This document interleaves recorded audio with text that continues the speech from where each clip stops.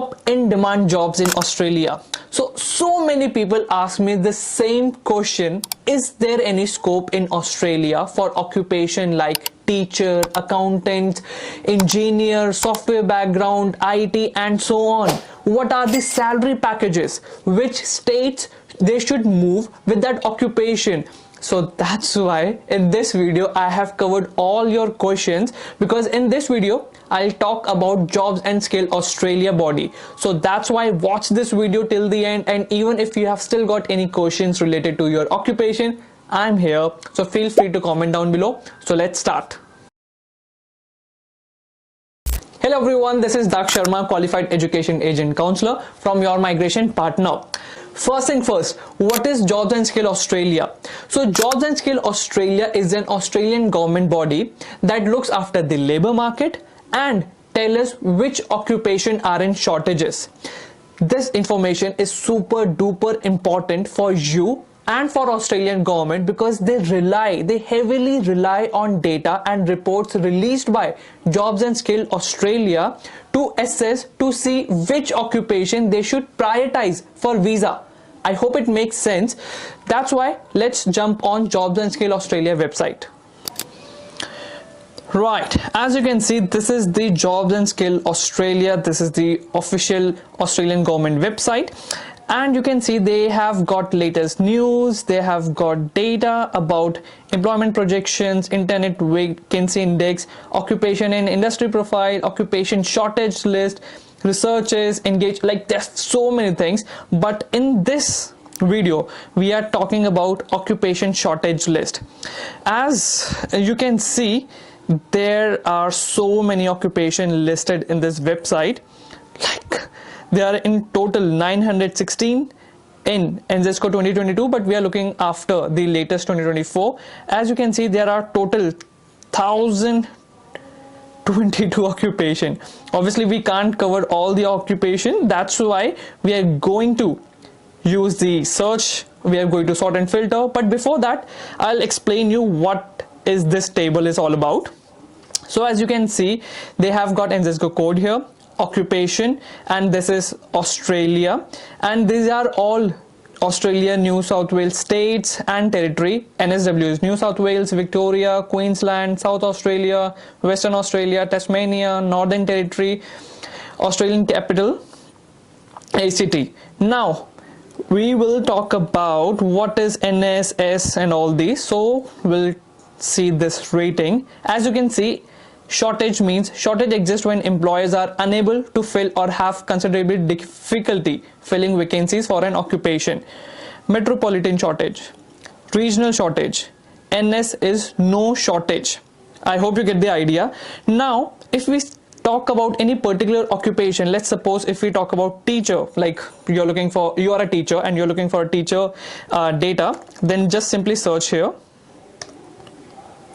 Now you can see it lists down all the different types of teacher: art teacher, dance teacher, early childhood teacher, primary school teacher. And as you can see that for the primary school teacher, secondary school teacher, there has been shortages in all these states. In all the states there has been shortages. That's why overall in Australia it is considered as shortage occupation. That's why there's so many demand for teachers in Australia. That's one of the reason in the last invitation round of subclass 189, teachers got permanent residency at only 80 to 85 points. Again, it's kind of reflect that there are shortages. That's why teachers got PR at very low points. Now, if we talk about any other occupation, let's say nurse. How are things with the nurse? As you can see, there are so many nurse, like enrolled nurse, nurse educator, nurse manager, practitioner, registered nurse in aged care. And if we see more, like medical practice, mental health, like there's so many nurse, and you can see it's all SSS, which is shortage in all these states. That's why overall there's a shortage of nurse. That's another reason in the last invitation round of 189, nurse got Australian permanent residency at very low points. I guess again somewhere around 80. Even if we talk about subclass 190 or 491, these occupation nurse teachers get easily nominated by states because again there are shortages. Cool, cut. Now I'll talk about another occupation. Now let's talk about accountant. So I'll search for the accountant. As you can see, there are no shortage of accountants in any of the state. Only shortage is for the taxation accountant. That's why it's recommended if someone is from the accounting background, it's usually hard for them to get the subclass 189 because they require high points, somewhere around more than 95 points, which is again very difficult to reach to that level. That's why again it kind of reflects that it's difficult for accountants to get the permanent residency. But if you are a taxation accountant, as you can see there are shortages, then there might be some chances. I'm not saying that accountants won't get the permanent residency. There can be different pathways.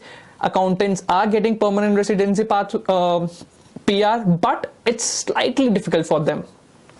Now let's talk about any other occupation. Let's say for engineer, we got agriculture engineer, we've got biomedical engineer, we got chemical engineer, we got civil engineer. As you can see, it's all shortage in all the states for civil engineer.